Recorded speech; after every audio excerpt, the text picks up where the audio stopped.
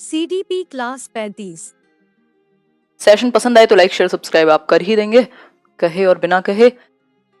First question है आपके सामने, if it is said that students of class 7th are not able to read and write, अगर एक बात कही गई है कि कक्षा 7 के जो बच्चे हैं वो लिख और पढ़ नहीं पाते, यानी not able to read and write, लिखना पढ़ना नहीं आता 7वीं क्लास में, जो कि बहुत पहले आ जाना चाहिए था प्राइमरी लेवल पर ही। What could be the most important reason for this situation, इस स्थिति के बारे में एक बेहतर रीजन या सबसे ज्यादा महत्वपूर्ण कारण क्या होगा इसका?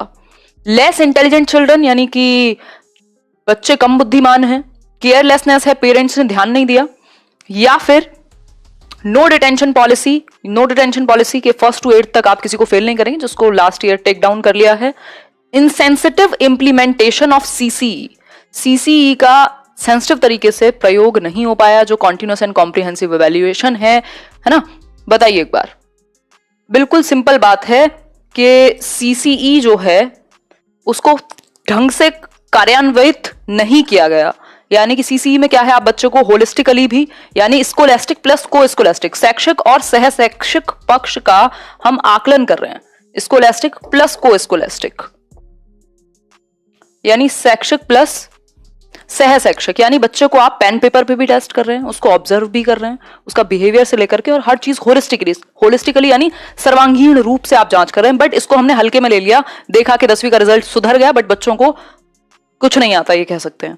तो उस केस में ये एक इनसेंसिटिव प्रयोग कह सकते हैं, इसको हम ठीक से इंप्लीमेंट नहीं कर पाए। कल अगर हम न्यू एजुकेशन पॉलिसी को ठीक से इंप्लीमेंट नहीं कर पाएंगे तो उसके भी रेपरकशंस होंगे जो हमें देखने पड़ेंगे, ठीक है बात। तो हर चीज का इंप्लीमेंटेशन भी उतना इंपॉर्टेंट है जितना कि उसका होना।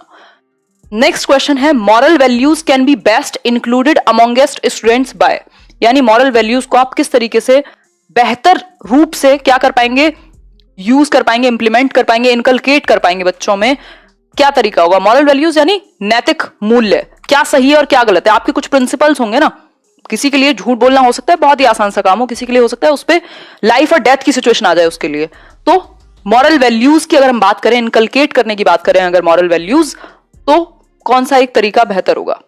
Arranging lectures of eminent persons, प्रख्यात व्यक्तियों के लेक्चर्स रखवाइए, को करिकुलर एक्टिविटीज, रेलिवेंट लिटरेचर, या फिर teacher as a role model. सबसे बेहतर तरीका किसका मॉरल वैल्यूज को इनकलकेट करने का? ये केवीएस में भी आपको काम आएगा क्वेश्चन, ये सीटेट में भी काम आएगा, है ना। बताओ एक बार, बी और डी में कंफ्यूज हैं आप लोग। को करिकुलर एक्टिविटीज तो स्पोर्ट्स हो गया, ड्राइंग हो गई, पेंटिंग हो गई, बहुत ज्यादा उद्देश्य नहीं है को करिकुलर एक्टिविटीज का मॉरल वैल्यूज को डेवलप करना। Arranging lectures of eminent persons, ठीक है, लेकिन प्रख्यात व्यक्ति तो कभी कभी आएंगे ना स्कूल में। आप रोज तो डॉक्टर एपीजे अब्दुल कलाम को नहीं बुला सकते, आज तो खैर बुला ही नहीं सकते, है ना। तो क्या होगा, डेली कौन है बच्चे के सामने? शिक्षक है।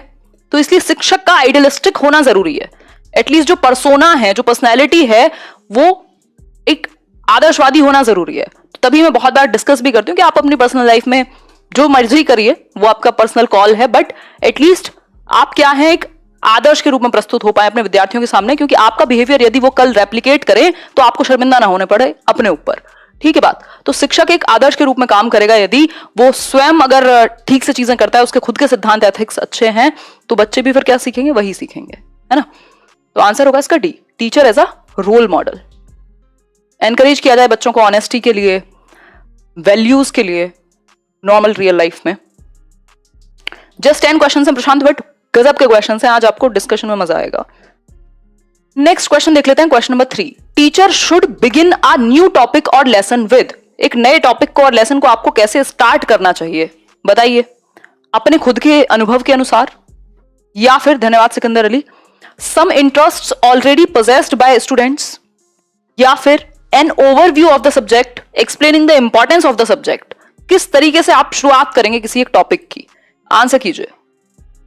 बी ऑप्शन, यानी some interests already possessed by students. हम कह रहे हैं कि टीचर को शुरुआत करनी चाहिए एक नए टॉपिक की या नए लेसन की, किस तरीके से, किस चीज को ध्यान में रख के? तो some interests already possessed by students, जो बच्चों की ऑलरेडी कुछ रुचियां होंगी उस सब्जेक्ट से, उस एक टॉपिक से, उस मुद्दे से रिलेटेड, उनको आप लेकर के आइए। यानी कि इन शॉर्ट उसके प्रीवियस एक्सपीरियंसेस, जो उसकी ओल्ड नॉलेज है, जो उसका पूर्व ज्ञान है, उससे रिलेट कर दीजिए जो भी आप आगे पढ़ाना चाह रहे हैं। तो ओल्ड नॉलेज से जब आप कनेक्ट करते हैं प्रीवियस नॉलेज से, जिसको हम कह सकते हैं पूर्व ज्ञान से, सिंपल टू कॉम्प्लेक्स जाते हैं ना हम।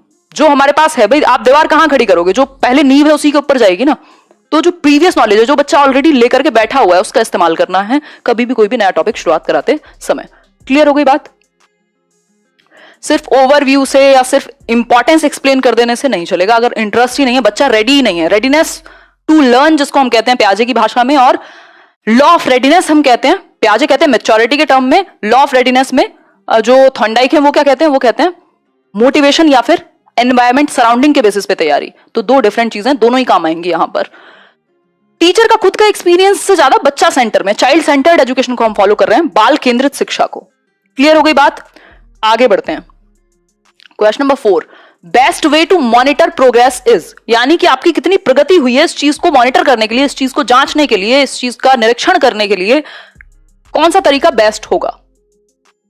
पहला ऑप्शन है मॉनिटर बाय सुपीरियर्स, जो वरिष्ठ हैं, जो सुपीरियर आपके हैं आसपास, उनसे आप मॉनिटर करा लेंगे। या फिर सेल्फ मॉनिटरिंग यानी स्व जांच, मॉनिटरिंग बाय पीयर्स, अपने साथियों के द्वारा जांच करवाएंगे।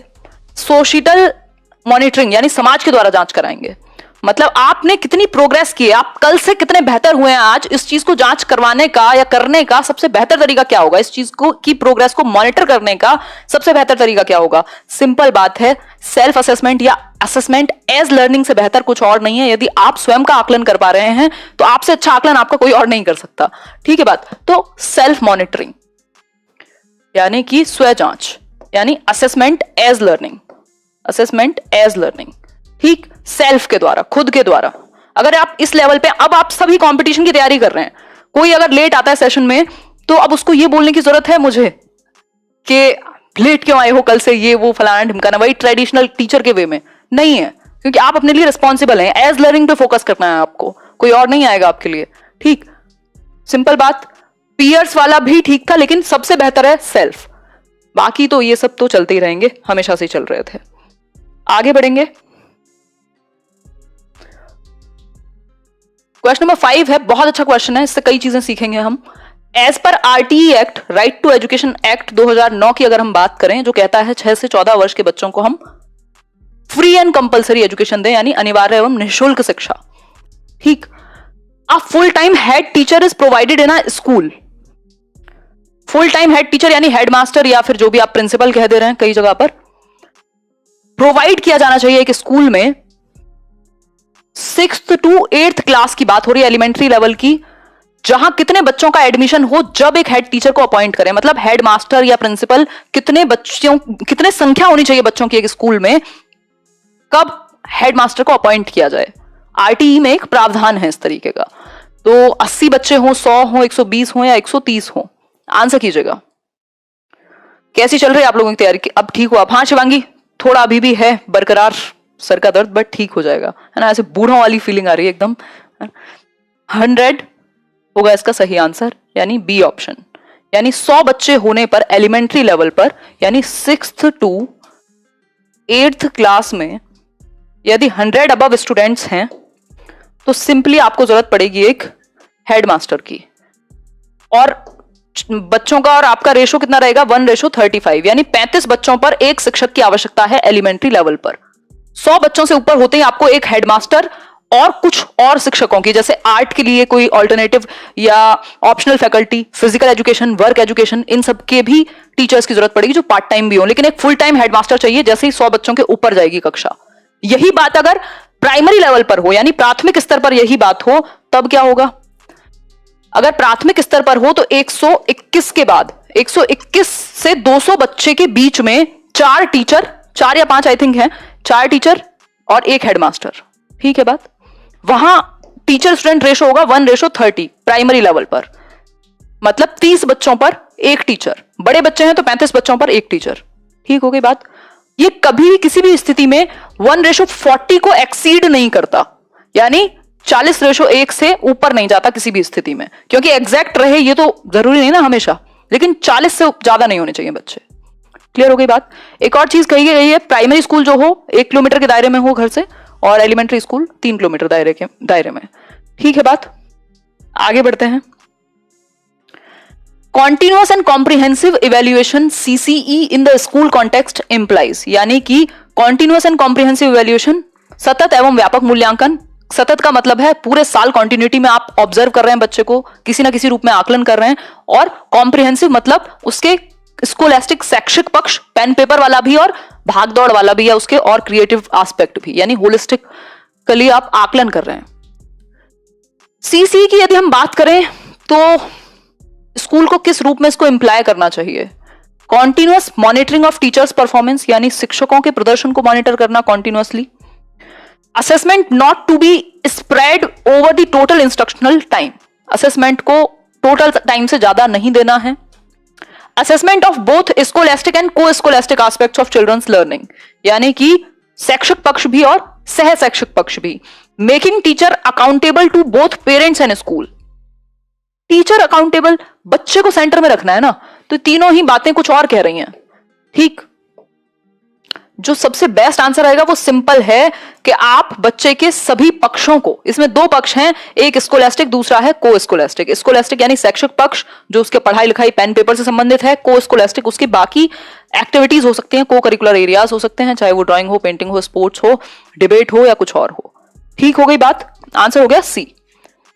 क्वेश्चन नंबर 7 है the corporal punishment in schools has been prohibited by, मतलब मुर्गा नहीं बनाओगे आप बच्चे को, है ना, डंडा नहीं उठाओगे, इवन मेंटली भी आप उसको प्रताड़ित नहीं कर सकते।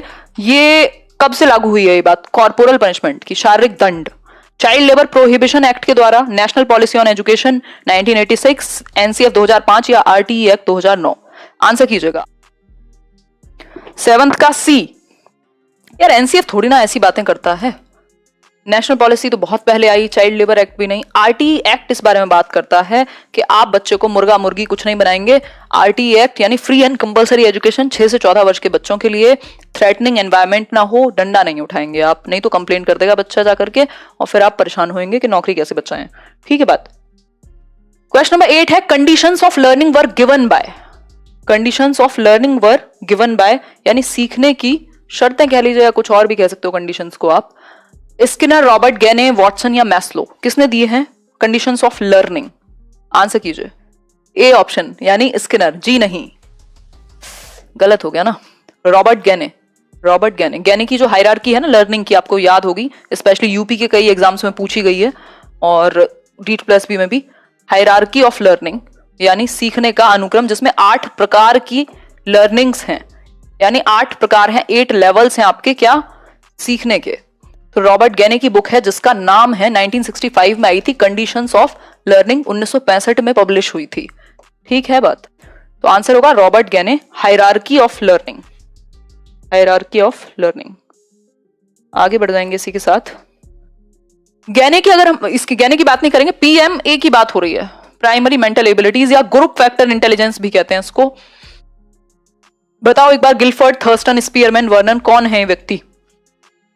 गिलफर्ड ने SOI दिया था, यानी स्ट्रक्चर ऑफ इंटेलिजेंस, जिसको 3D इंटेलिजेंस भी कहते हैं, 180 जिसमें एलिमेंट है, ये है इसका आंसर थर्स्टन, यानी कि लुइस थर्स्टन ने 7 प्रकार का PMA दिया हुआ है।